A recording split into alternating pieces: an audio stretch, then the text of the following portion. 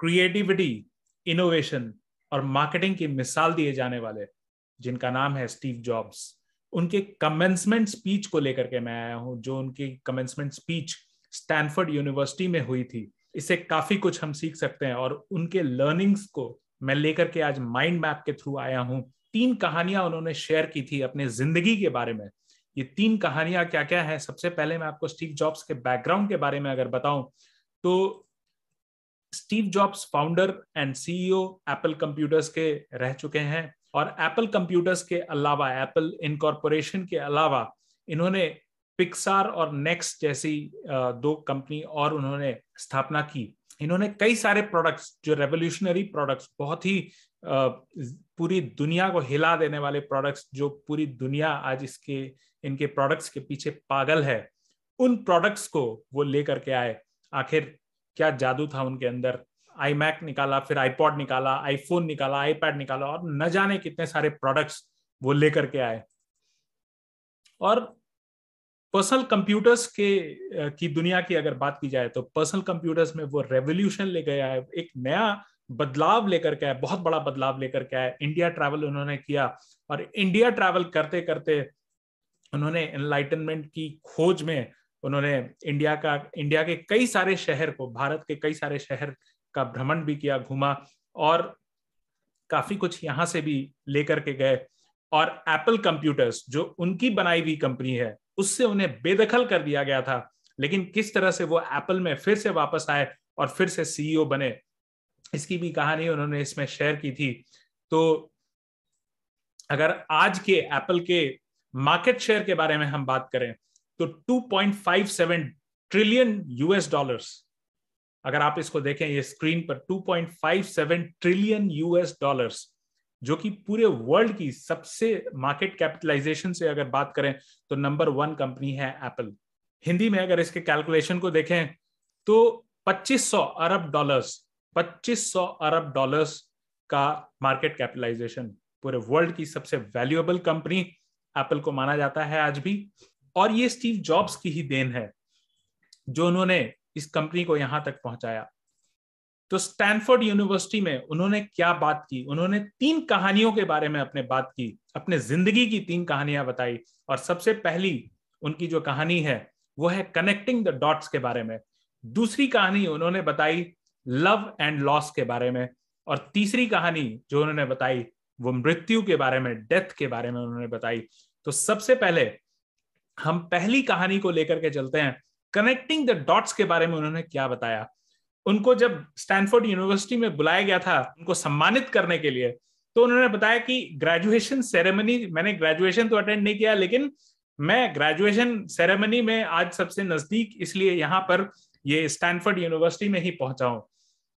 तो उन्होंने अपना कॉलेज कभी भी पूरा नहीं किया था। रीड कॉलेज में वो ड्रॉप आउट उन्होंने लिया, क्योंकि वो कॉलेज बहुत ही कॉस्टली था उनके लिए, बहुत महंगा था, और उनको मजा नहीं आ रहा था, कहीं ना कहीं उनको मजा नहीं आ रहा था जो सिखाया जा रहा था वहां पर। और ये सब देख करके उन्होंने डिसाइड किया कि अब मैं आगे नहीं पढ़ूंगा।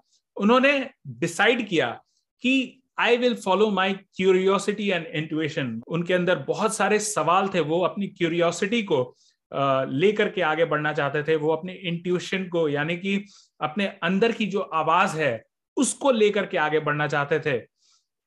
और वैसा ही उन्होंने किया। उन्होंने क्या किया, जब यूनिवर्सिटी उन्होंने ड्रॉप कर दिया, अब उनके ऊपर कोई बाध्यता नहीं थी कि मुझे क्लासेस करने हैं, मुझे हर क्लास को करने की उनकी जरूरत खत्म हो गई।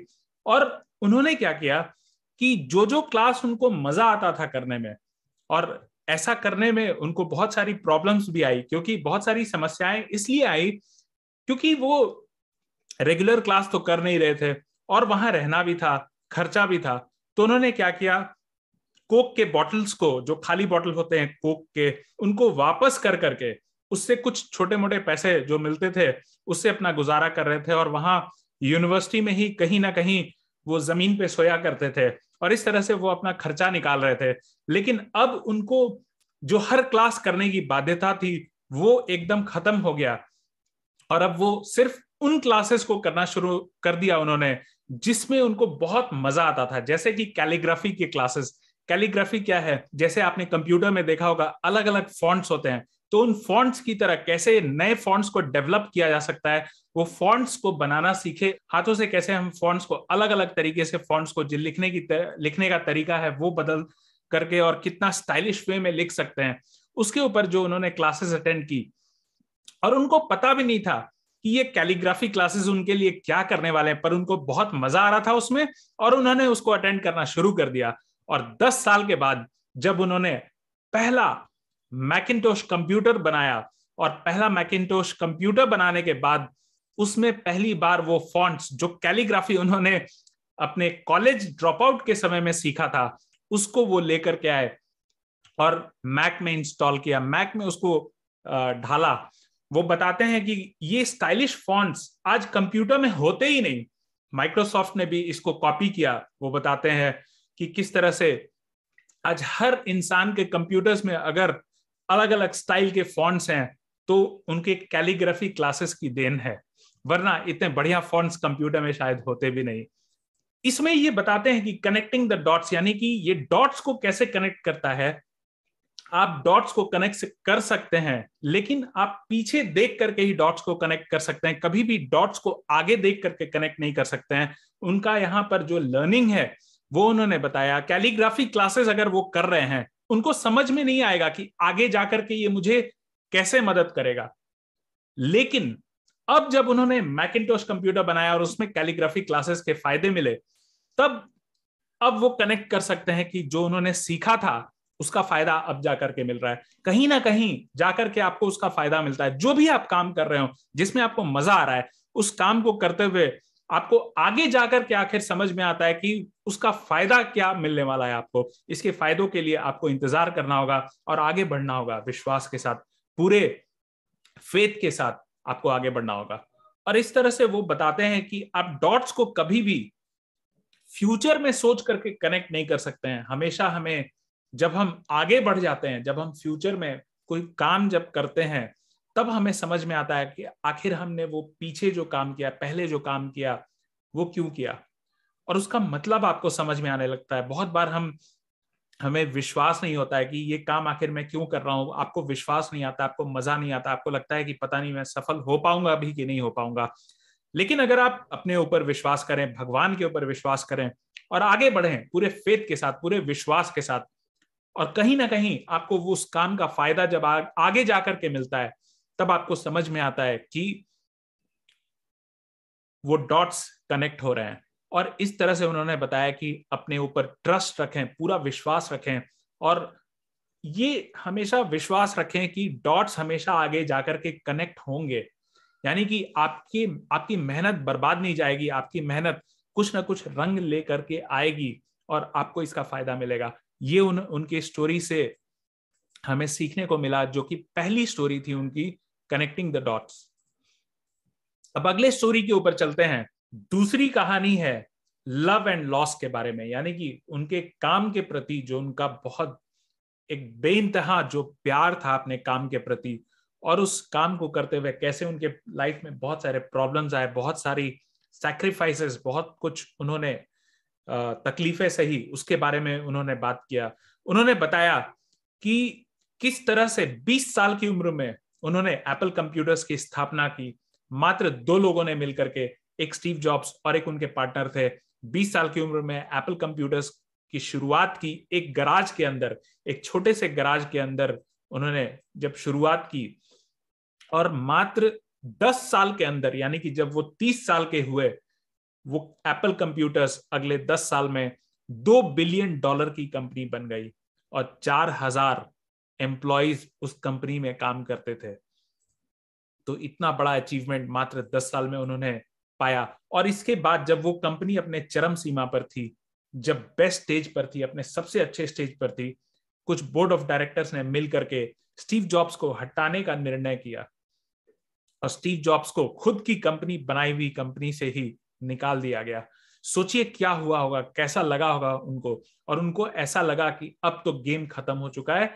अब वो यहां तक कि उन्होंने सोचा था कि जिस वैली में वो रहते थे, कैलिफोर्निया में जहां रहते थे, वहां से वो सोचते हैं कि मैं यहां से भाग जाऊं कहीं ना कहीं उनको लगता था कि एंटरप्रेन्योर्स यानी कि जो बिजनेस करने वाले लोग हैं उनकी कम्युनिटी को उन्होंने नीचा दिखाया है, क्योंकि वो जॉब से वो अपने ही बिजनेस से बाहर हो गए थे। उनको बहुत बुरा लग रहा था।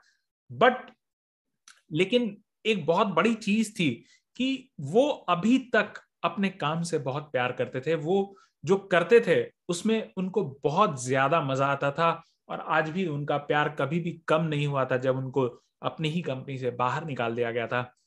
तो वो बताते हैं वो रिजेक्ट तो हो गए थे, उनको बाहर तो निकाल दिया गया था, लेकिन वो अभी भी प्यार में थे और अपने काम से बहुत प्यार करते थे। उनको मजा आता था जो वो करते थे उसमें। अब उन्होंने डिसाइड किया कि एक बिगिनर की तरह फिर से शुरुआत करेंगे, और प्रण लिया कि भागेंगे नहीं, और एक नई शुरुआत एकदम फ्री माइंड के साथ करेंगे। उनके ऊपर कोई भी बर्डन नहीं था।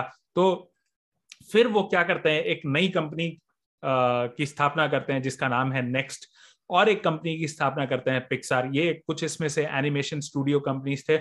इनका बहुत जबरदस्त, मैंने जैसा आपको बताया कि क्रिएटिविटी के लिए ये जाने जाते थे। और इन्होंने जब नई कंपनी की शुरुआत की, एक समय आया, एप्पल एक बुरे दौर से गुजर रहा था। जब ये बाहर जा चुके थे एप्पल से, इनको बाहर निकाला जा चुका था, एप्पल एक बुरे दौर से गुजर रहा था। और नतीजा क्या हुआ कि एप्पल को एक जो स्टीव जॉब्स की नई कंपनी जो बनाई हुई थी नेक्स्ट, वो एप्पल को खरीदनी पड़ी।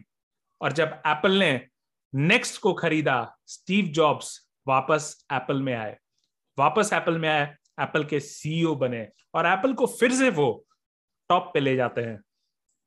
और इसके बारे में वो बताते हैं कि he loved what he did. उनको अपने काम से बहुत प्रेम था, बहुत मजा आता था काम करने में। इतना मजा आता था कि वो कभी भी अपने काम को उन्होंने नहीं छोड़ा। उनको एप्पल से बाहर निकाल दिया गया था, लेकिन काम से बाहर नहीं निकाला था। काम उनके दिल के अंदर था। उन्होंने वहां पर बताया है कि find what you love to do and love what you do. मतलब ऐसा कुछ ढूंढिए जो आपको बहुत मजा आए करने में, जिसको आप कर सकते हैं, कभी भी कर सकते हैं और कितनी देर तक भी कर सकते हैं, और आपको थकान महसूस ना हो। और इस तरह का काम आपको हमेशा ढूंढना चाहिए। और जब तक वैसा काम ना मिले, कीप लुकिंग, डोंट सेटल। उनका कहना है, ये गूज बम्स देने वाला स्टेटमेंट है, जो कि बोलता है कि हमेशा ढूंढते रहिए जब तक आपको ऐसा पैशनेट आप ना हो जाए किसी ना किसी काम के लिए। और तब तक मत रुकिए जब तक ऐसा काम आपको नहीं मिल जाता है। हमेशा ढूंढते रहिए, और you will know when you get it. और जब भी वो वैसा काम आपको मिलेगा, आपको पता चल जाएगा। और तीसरी कहानी है डेथ के बारे में, मृत्यु के बारे में, जो एक बहुत जबरदस्त कहानी है। और इसमें बहुत अच्छे अच्छे उनके लाइंस हैं, जो कि एक कोटेशन की तरह, और इसलिए मैंने पूरे लाइंस भी उनके लिखे हैं। ये डेथ के बारे में है। और उन्होंने एक सेंटेंस बताया था इसमें कि जो स्टैनफोर्ड यूनिवर्सिटी में जब वो स्पीच दे रहे थे, तो डेथ के बारे में जब बात आती है, मृत्यु के बारे में जब बात आती है, तो एक बहुत फनी स्टेटमेंट, बहुत मजा आया इसको सुन करके। वो बोलते हैं कि if you live each day as if it was your last, some day you will most certainly be right. मतलब अगर आप हर दिन ऐसे जिए कि ये आपका आखिरी दिन है, तो किसी ना किसी दिन आप जरूर सही होंगे। लेकिन इससे आप बहुत अच्छा एक मीनिंग निकाल सकते हैं, जो मैंने यहां लिखा है, जियो तो हर पल ऐसे जियो जैसे कि आखिरी हो। अगर आपकी जिंदगी का ये आज आखिरी दिन होता, तो क्या आप वही करते जो आप करने वाले हैं आज? और अगर आपका आंसर ना है, तो फिर कुछ बदलने की जरूरत है। और ये जो मृत्यु है, ये जो मृत्यु के बारे में जब आप रोज इस तरह से सोच करके काम करेंगे, तो ये आपको मदद करेगा जिंदगी में बड़े बड़े चॉइसेस लेने के लिए, जिंदगी में बड़ी चीजों को पकड़ने के लिए। आप बहुत सारे बड़े बड़े चॉइसेस जिंदगी में ले सकते हैं, बिना डरे हुए ले सकते हैं। उन्होंने बताया कि अपने दिल की आवाज सुनो, मृत्यु तो पक्का आने वाली है, डेथ इज इनएविटेबल, और आप इसको बिल्कुल भी नकार नहीं सकते। और बहुत अच्छा लाइन इन्होंने बताया है कि all external expectations, all pride, all fear of embarrassment or failure, these things will fall away in the face of death, leaving only what is truly important. मतलब जब आपको पता चलेगा कि मृत्यु तो एक दिन होने ही वाली है, बहुत कम समय है आपके पास, तो कोई तरह का एक्सपेक्टेशन या कोई तरह का जो आपके अंदर घमंड या कोई तरह का डर आपके अंदर फिर नहीं रह जाएगा, और ये सब कुछ खत्म हो जाएगा। कोई तरह का डर आपके अंदर जब नहीं रहेगा तो आप बेस्ट डिसीजंस ले पाएंगे, बड़े बड़े चॉइसेस आप अपने जिंदगी में ले पाएंगे। Remember that you are going to die, and the best way I know is to avoid the trap of thinking you may have something to lose. You are already naked. There's no reason not to follow your heart. अगर आप इस चीज को realise करें कि मृत्यु तो होने ही वाली है और बहुत ज्यादा समय नहीं है आपके पास, तो आपको कुछ खोने का डर भी नहीं रहेगा। आप ऑलरेडी बोलते हैं कि हम सभी लोग बिल्कुल नग्न अवस्था में है और हमारे पास कुछ खोने के लिए है ही नहीं, और कोई कारण नहीं है कि आप अपने दिल की आवाज ना सुने, अपने दिल की ना सुने और आगे बढ़े। तो उनको पता चलता है, वो इसकी बात इसलिए करते हैं क्योंकि उनको पैनक्रियाज में कैंसर होता है, पैनक्रियाटिक कैंसर होता है, जिसकी वजह से उनकी बाद में मृत्यु भी होती है। और पैनक्रियाटिक कैंसर के बाद वो एक बार ऑपरेशन होता है और वो बच भी जाते हैं, लेकिन फिर बाद में वो कैंसर काफी बड़ा रूप ले लेता है और बाद में इनकी मृत्यु होती है।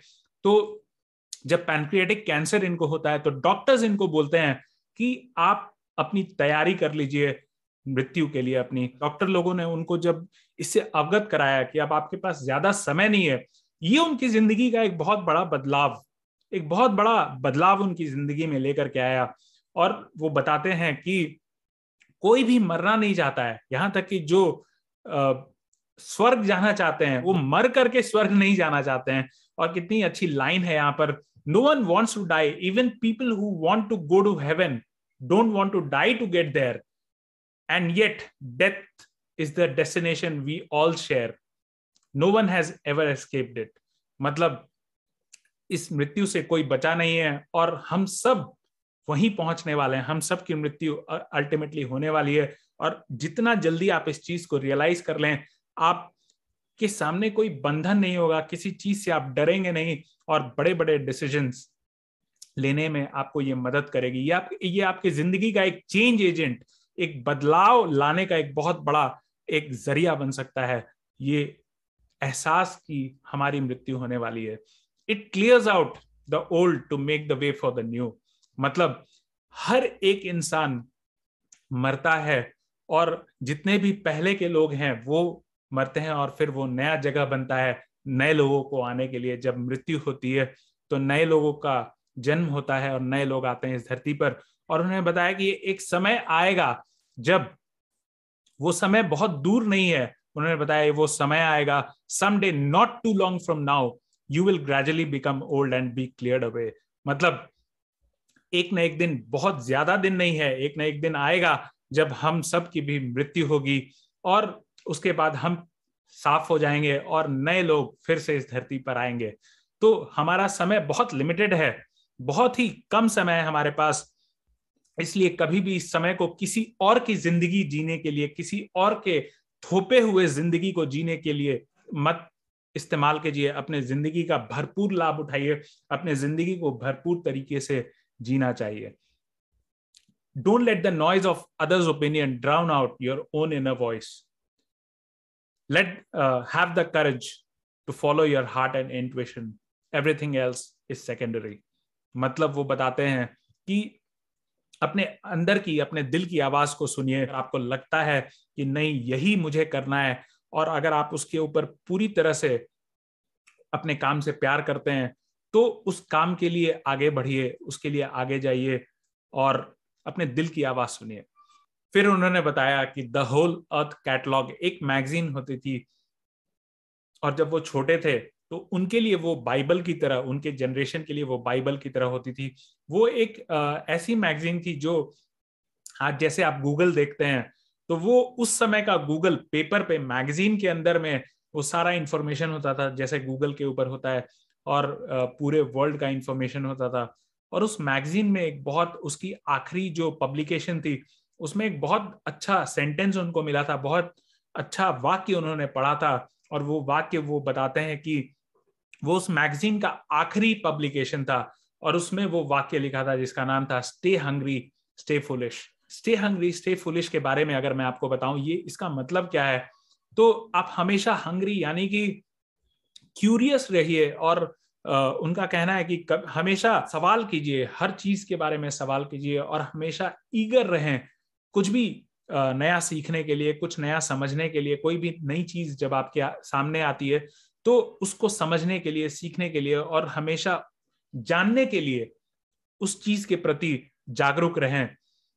और स्टे फुलिश यानी कि हमेशा कभी भी आप डर से मत डरें। कोई भी चीज, कोई भी नए नए काम को करने के लिए, not to be scared of failure to try new things. मतलब कभी भी नई चीजों को ट्राई करने के लिए कभी भी डरे नहीं, और don't overthink and be free from limitations of judgement. कभी भी ज्यादा मत सोचिए, बहुत ज्यादा सोचने से हमने एक सेंटेंस भी सुना हुआ है, एक कोट भी सुना हुआ है कि too much of analysis leads to paralysis. तो बहुत ज्यादा एनालिसिस करने की जरूरत नहीं है, बहुत ज्यादा ओवर थिंक, बहुत ज्यादा सोचने की जरूरत नहीं है। अगर कुछ आपको लगता है तो उसमें लग जाइए, और भले ही लोग उसको आपके उस काम को पसंद करें या ना करें, लेकिन अगर आप अपने दिल की आवाज सुनते हैं और आप क्यूरियस हैं, आप जानने के, आप जागरूक हैं, आप जानने के लिए बेताब होते हैं, कोई भी चीज के बारे में ड्रिवन होते हैं, यानी कि उस काम के प्रति बहुत मेहनत, लगन और ईमानदारी के साथ काम करते हैं, तो हमेशा आप हंग्री और फुलिश बने रह सकते हैं। यानी कि स्टे हंग्री स्टे फुलिश, उनका ये कोट है, और ये बोलते हैं कि I wish that for you. और जब उन्होंने पढ़ा था इस कोट को, तो ये इन्होंने अपने लाइफ में हमेशा इस कोट को इम्प्लीमेंट किया, और हमेशा ये बहुत ही क्यूरियोसिटी और बहुत ज्यादा जागरूक थे, बहुत ज्यादा जानने की इच्छा रखते थे हर चीज के बारे में। हमेशा इन्होंने अपने दिल की आवाज सुनी, और ये बोलते हैं कि आज मैं आपके लिए भी यही विश करता हूं कि आप भी स्टे हंग्री स्टे फुलिश, आप भी इस तरह से बने रहें। और यही इनकी तीसरी कहानी है जो कि डेथ के ऊपर है। तो अगर हम लोग रिकैप करें तो पहला मैंने आपको बताया उनके बैकग्राउंड के बारे में, उनकी कंपनी के बारे में, फिर स्टैनफोर्ड यूनिवर्सिटी में जो उन्होंने स्पीच दिया। सबसे पहली कहानी जो उन्होंने बताई कनेक्टिंग द डॉट्स के बारे में। कनेक्टिंग द डॉट्स में हमने समझा कि कभी भी आप अपने दिल की आवाज सुनिए और ट्रस्ट कीजिए, हमेशा बिलीव कीजिए, हमेशा अपने ऊपर विश्वास रखिए, भगवान के ऊपर विश्वास रखिए कि आगे जाकर के आप जो भी कर रहे हैं आज, वो आगे जाकर के कहीं ना कहीं वो डॉट्स कनेक्ट होंगे और आपको पता चलेगा। तो हमेशा अपने ऊपर विश्वास रखिए कि कहीं ना कहीं आपको जाके बाद में इसका फायदा मिलेगा जो आप कर रहे हैं। दूसरी कहानी जो है लव एंड लॉस के बारे में, वो है बहुत शिद्दत के साथ अपने काम को कीजिए, तब तक उस काम को ढूंढते रहिए जिस काम से आपको बहुत प्यार ना हो, और वो जब मिल जाएगा तो आपको पता चल जाएगा। तब तक उन्होंने बताया है keep looking and don't settle. और तीसरी कहानी है डेथ के बारे में, जहां उन्होंने बात की थी मृत्यु के बारे में कि किस तरह से हम सब एक दिन मरने वाले हैं, हम सब की मृत्यु होने ही वाली है और बहुत ज्यादा समय हमारे पास नहीं है। इसलिए किसी भी डिसीजन को लेने के लिए, कोई भी काम को करने के लिए आप डरे नहीं, किसी दुनिया के बारे में ना सोचें, ना किसी से डरें, और जो आपका दिल कहता है, जो दिल की आवाज सुने और आगे बढ़ें, और हर चीज के लिए तैयार रहें। और वो बोलते हैं हमेशा स्टे हंग्री स्टे फुलिश। और इसी के साथ ये वीडियो समाप्त होता है। Thank you very much, Varun Agarwal.